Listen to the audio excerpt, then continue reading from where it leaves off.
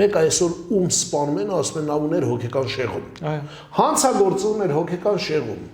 Գուցե ոստիկանության աշխատողները, գուցե Տեր Արամը, գուցե Դանիել Յոհաննեսյանը, գուցե մնացածը ունեն որոշակի շեղումներ, որոնց շրջանակներում իհարկե չեմ մեղադրում, ես ասում եմ գուցե, չեմ ասում, թող լսեն, արձագանքեն, այսինքն որն էր պատճառը այս ամեն ինչ կազմակերպելու։ Պարոն Փաշինյան, պատրաստ եմ ձեր հետ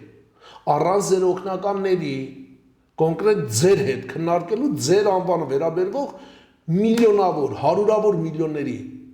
հատկատային ռիսկերը։ Ինչի՞ չեղավ արձագանք, գուցե ես ճիշտ էի։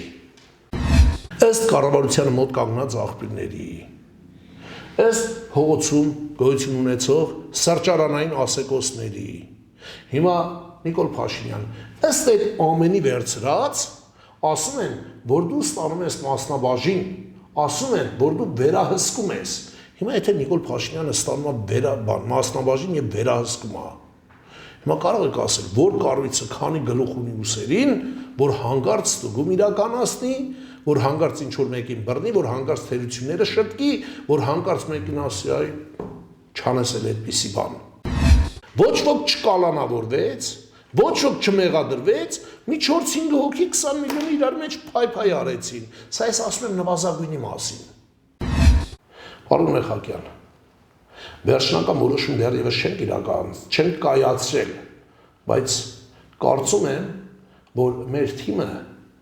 կգա այն եզրակացության, կգա այն որոշումը կկայացնի, որպեսզի ես եւ դուք, ես Արմավիրի բնակիչ, դուք Արմավիրի նախկին մարզպետ, դուք եզդի ազգի կողմից չափից շատ սիրված լեգենդար հրամանատար Մեխակ Մեխակյանի որդին, եթե մենք առաջարկությամբ հանդես գաք, սիրով կընդունեք մեր հրավերը եւ մենք կբանավիճենք լրագրողների աչքի առաջ,